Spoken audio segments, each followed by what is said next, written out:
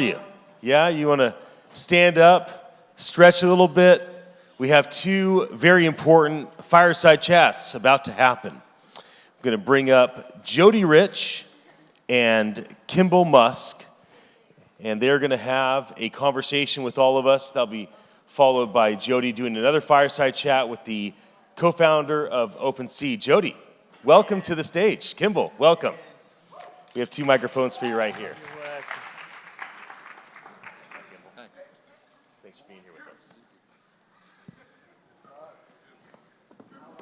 Are we to have Kimbal with us today? Kimbal, welcome. Big welcome, guys. Yeah. Well, should we sit like this? Yeah, sounds good. Is it close enough? Hey, guys. So, I was a little skeptical when I heard, oh my gosh, another celebrity doing something amazing. And then when you told me all about what you were doing, I thought, absolutely incredible. So big well done, and we're going to share with the audience what extraordinary things you're doing for this community. And for some of you who saw me yesterday, you'll remember that I said, we're now reaching a stage in this industry where people like Kimbal can make such a difference in the way you're not only bringing a new technology, a new way of using NFTs to the market, but you're going to be creating demand for all of us. So I'll start by saying thank you, and why don't you tell everyone in 60 seconds about your amazing NFT project, and I'll ask you some questions about it. Yeah, has anyone seen a drone show or heard of them? So they're these absolutely stunning stories in the sky that are 800 feet above you, about half a mile wide, and are the most powerful, meaningful canvas for art that I have ever seen, and I think probably the most powerful since probably 100 years ago when they invented the moving picture.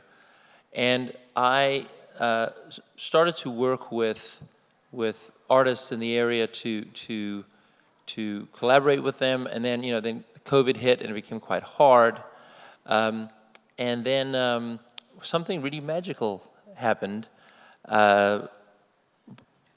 First, let me start by saying these are called light drones. They have no military purpose at all, and they're very hard to find. They're very hard to build, and they're very hard to get. And so, seeing a drone show is very rare. Being actually in the audience is very rare, but the experience is so powerful.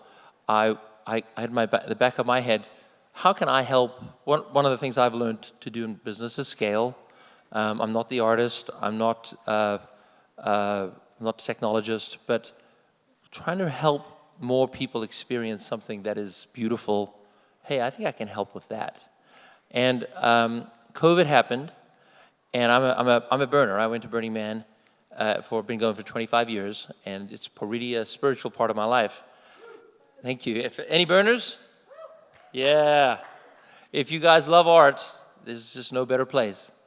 And about a year and a half ago, I started playing with blockchain and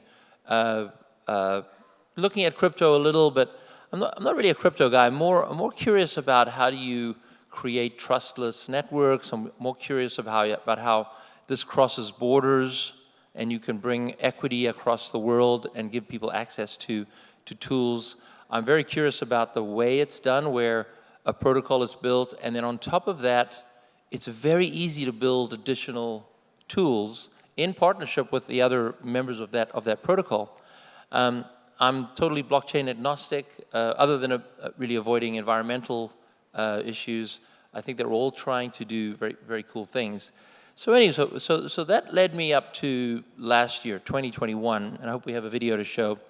A very good friend of mine is an artist named Ralph Nauda, and he was Studio Drift, and he had brought his drones to Burning Man, and again, these are very hard to find. He's one of the only people in the world. And just to be clear, the art that we're talking about is the art created by programming this drone swarm. And if we can show you the AV, we will. So you're thinking about how do we take the code that drives this drone swarm, that art, that code that creates the art, and put it on an NFT? Yeah, so the code itself for a show or a piece of art that is inside of a drone show or a sky story. In a sky story, you'd have the beginning scene, the end scene, the main climax of the scene, and then many, many art assets in between. And if you can break up those assets into NFTs, we have creators in this audience. Creators are our target market. A creator is either a producer. A producer is someone that says, I want to do a show in New York City. I have a client that wants to get married, for example, or they might want to do something to celebrate July 4th, and I need to find an artist. And in our Discord, we'll be inviting, it's a closed beta, we'll be inviting creators in this room to join if you're interested. The artists and the producers will get a chance to collaborate together, and then we'll be building a library of assets that are NFTs, that are very transparent. This is another beautiful thing about NFTs is when someone creates art, what's it worth? Well, it's worth whatever the artist wants to sell it for or whatever someone will pay for it, but it's a very opaque industry and very hard. Now you introduce NFTs, you really browse like you would on OpenSea and you say, I like that one, I like that one, I like that one, and you would license it for a show. So I could get an NFT instead of using the Times Square billboards. Maybe when we go to London, yeah, I could say I want the NFT that makes the logo for NFT.NYC. Yeah, and that then will be the code that the drones read that paints a beautiful picture of an NFT.NYC logo in the sky. we could even literally fly if you have a Bored Ape in the room, or if you have we could fly your NFT. The technology is becoming that advanced. So wow. It's very, very cool. And there are layers, you said. So you can create an animation sequence by owning a series of NFTs that code for that show. Exactly. Wow. And you license it for the day, so you don't own it, but you pay the artist a license fee for the day. And then if you decide you want to own it, NFTs allow that too. And so you own the platform that these creators, these artists, these producers can use to create the code that makes the drone swarm paint this beautiful picture. Yeah, exactly. So imagine if anyone's produced music before, you've got several tracks of music, you've got the bass line, the drums, and our software will bring in the visual art, it'll bring in the sound, it'll create a show, a sky story for you, and the power of NFTs is the producer browses the library of bass lines, in this, as an analogy, or they might browse the library of drum beats, and they'll create a song, but in this case, they create a sky story. Who in the audience would love to get access to this sky story thing? Wow. So I would love to show you the sky story. It must be like trying to get time on the Hubble Space Telescope. Unfortunately, until now, it has been, your analogy is perfect. Getting time on the Hubble telescope, for those who don't know, schedule it 2 years ahead of time, costs you a fortune. In partnership with Ralph Nauta, Lucas Van Oostrom from Amsterdam, Daniel Gurdon, these stars rock stars in the drone world and art world, we've acquired 9,000 of these drones. 9,000 drones. Each show is about 200 drones. So we are going to distribute them across every major geography in the United States and Europe. These are North American-made drones, so they are legally allowed to fly. In case you're wondering, these are individually registered little airplanes. It's quite extraordinary the amount of effort it requires to fly these drones, and we're going to start taking that friction out. So we're going to have pilots that are permitted by the FAA to fly them. We're going to manage the transportation of them, manage the flying of them.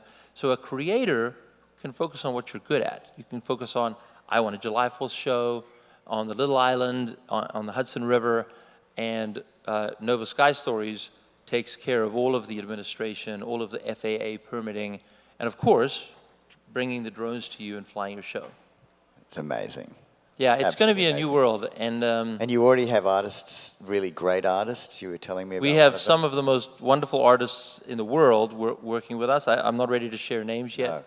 No. They want me to wait until they fly their shows. But you told me earlier about an NFT called the Phoenix NFT. Yes. So, well, I'd love to, if we can play the Burning Man video. This was my first inspiration. Are we able to play? Oh my gosh. Okay, so this was 30,000 people on the playa during the free burn when COVID would not let us gather, not let us burn anything. And we came together. Ralph, this is Ralph Nauda's work. He asked if he could do the man. There was no one to ask permission for, so we said, please do it. It looks really scary. Now you've got to imagine. There is a city that exists for only 8 days a year. Artists, free thinkers and philosophers, and people of all world religions and across the political spectrum all come. They flock there with great effort and at personal expense to a hostile desert environment, to work harder than they do normally, to give more of themselves in every way and practice stunning acts of creative expression and generosity.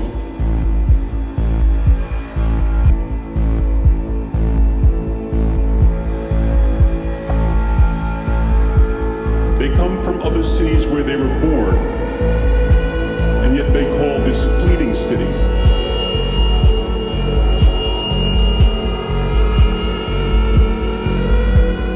home.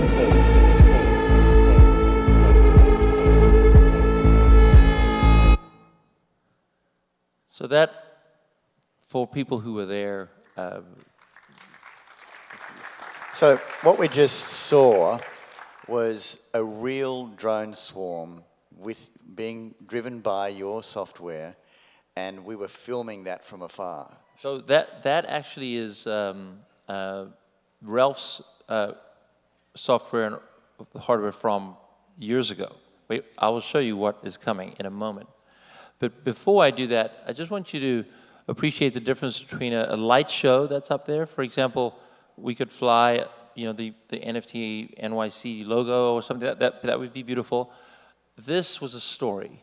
This made people cry. This was so meaningful to people who, if wherever you were during this period of time in COVID, it was one of the worst times.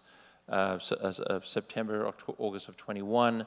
There were fires raging. We were going through a tough time as society. It is a tough time.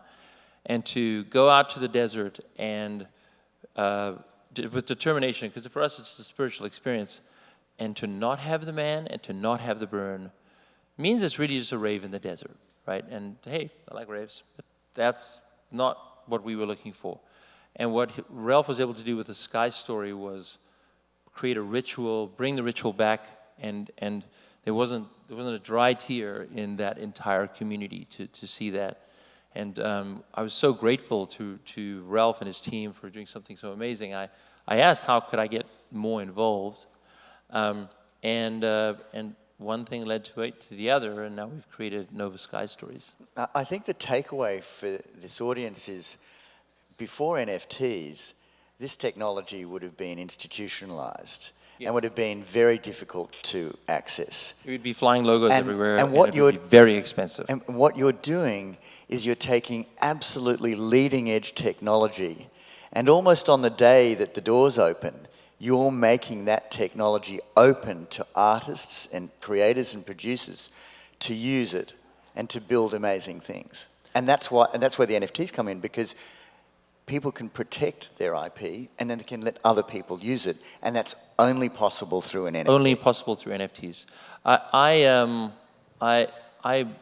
have studied blockchain for almost a decade now, and I'm an old guy. For me, I'm not pretending to fully grasp Web3. So I always think about what is the benefit, what can you not do without it, and when you think about the idea of us having what's called a flock of drones, which we'll be showing a show, one in New York, one in DC, one in Atlanta, one in Miami, one in Denver, one in LA, one in San Francisco, one in Seattle, and they're flown all the time, how do you manage artists' rights? And also from a producer's perspective, how do you make it really easy to fly good art? And I love the way that this is collaborative too, because you could have a show that has 10 different artist NFTs layered on top of each other to create a sequence. Yeah. I want to show another clip, which is an example of simple NFTs and then a very complex one. The resurrected life. These are the simple ones. Artists can create them. They might sell them for $100 or $50 even. Beautiful, poetic, transitional elements in a show. And then Ralph Nauda from Studio Drift creates this that is one of the most epic art pieces I've ever seen in the world.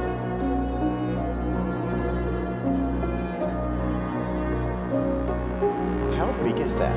How wide is it? That is about a half a mile wide and 800 feet high phoenix.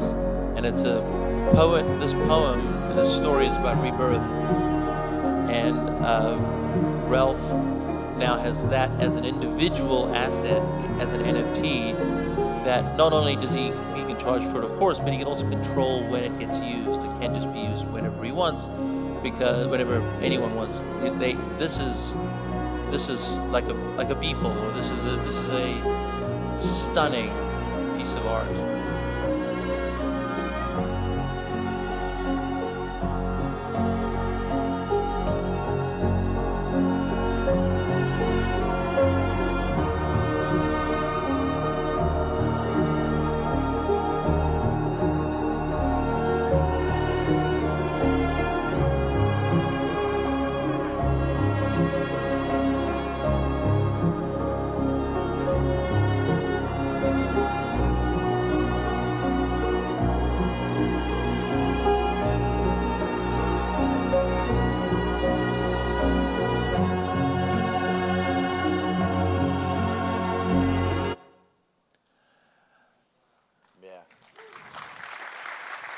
Who said wow? Big wow. Big wow. Actually, Larry, thank you for that wow. Larry is one of the best reporters in this space, works for Rolling Stone magazine. You know, it's obviously, I'm sure you found that amazing. Wait until you're standing underneath it. There is just no feeling that I have felt in any art medium that gives you what this guy's story does. And it is coming at a time when NFTs can make it possible. So I want to thank the Web3 community for making it possible to scale this type of art. Digital art was not valued prior to NFTs. Digital art is ephemeral. You do that Phoenix, you never see it again. Now, with it, not only can you see it again, but the artist gets credit, the artist gets paid, and if you're a producer, you get access to the art. Amazing. You don't have to recreate it every time. I think we're way over time. But Wait, I want to show one quick thing. It's been worth it. I'm do we have also, I'm going to extend this because I can make the rules today. Yeah, this is great. cool. Can we ask for a couple of questions at the end? Yes. Okay, great. Let me show this quick video, and this is where the technology is headed. 4, 3, 2, 1, Enjoy the show. There we are. have fun, everyone. So this was just from my iPhone technology demonstration. You controlled this from your iPhone? Oh, sorry, no, just videoing it from my iPhone. No, we have FAA certified pilots running. Yeah, it's just so many.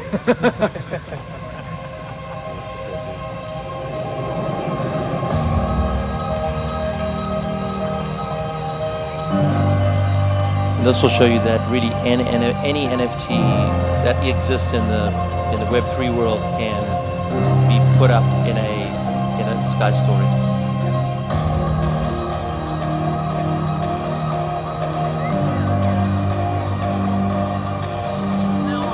Yeah, I need them out.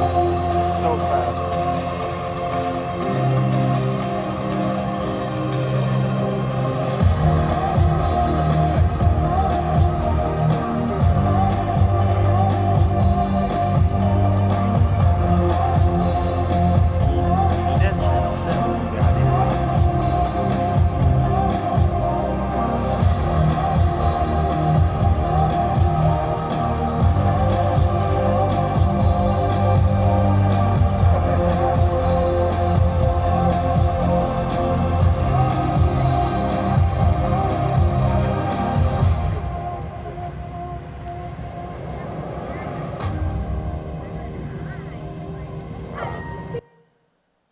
Amazing.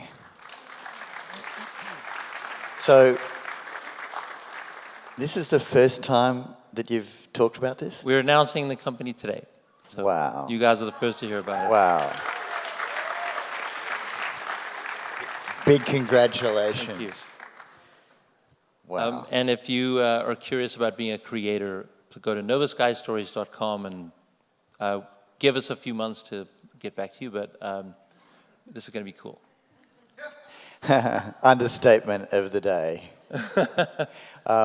We have time. We're over time, but let's take a couple of questions. Do you want to stand up? Super great to get the chance to meet you. I think my question for you would be, you have so many different philanthropic initiatives that you've been working on over the course of the last few years. Where do you feel like you have the biggest ability to create global impact in the next decade across all of the different philanthropic things that you're currently working on? What are the ones that get you the most excited? Well, Web3 is really, I moved my philanthropy to Web3, so we use Big Green DAO. If you don't know about it, it's using Web3 voting to tokens, the ERC20 tokens to vote. Nonprofits vote on other nonprofits to receive funding. We just went through a funding round.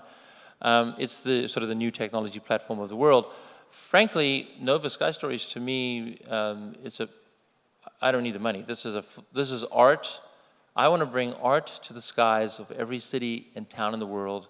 This is the time we need it, and it's a for-profit business, and it's going to be a good business, I think. But it all comes from my philanthropic desire to make the world a better place. But what's interesting when Kimbal says he can bring art to the sky, it's both the art created specially for the sky stories, but it's also art that exists at the moment in 2 dimensions that we can now render in the sky. Yeah. That gives me goosebumps. Imagine to take your art that's on a little NFT hanging on your wall and turning it into something that's half a mile wide. It's very cool. Gasp. From a philanthropic perspective, it's not just my philanthropy that also this can help. I think of women's rights, for example, which I'm distraught at the current changes that are happening in the U.S. Supreme Court right now. This is a powerful activism tool. So to fly a message outside the Supreme Court for hours and hours or days, and remind the judges that this really matters. So I think activism will be a big part of what we do. We're going to try and be as neutral as possible to not get caught up in politics of things, but we can surely urge the ones we care about to participate. But what's also really cool about this that just occurred to me is you don't have to go to a building owner or the local government who owns the sign space along a highway. You just need to get air rights in any place, and suddenly you have this instant, amazing messaging platform. It's a great point. You know, you're not allowed to fly drones yet in New York City, although we're working very hard with the government to allow it, and only because they cut out all military drones and so forth, and these are not at all that way. But you can fly it over the Hudson River. Yeah. That's open airspace. Can we do that next NFT? I think we might be able to do that next year. Just 1 or 2 more questions. Sorry, go ahead.